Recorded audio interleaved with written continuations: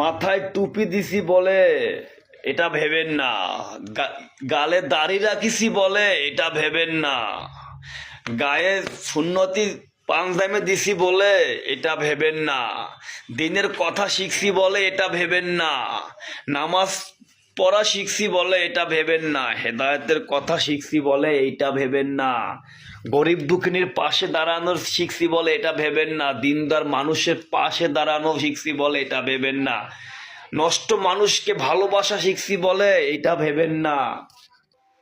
হালাল হারাম বেঁচে খাই বলে এটা ভেবেন না,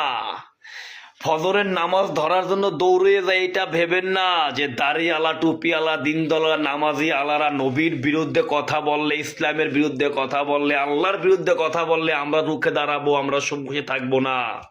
তাদের মায়ের বাংলার জমিন নয়, সারা বিশ্বে তাদের জন্য আমরা ইনশাআল্লাহ রুখে দাঁড়াবো, রুখে দাঁড়াবো।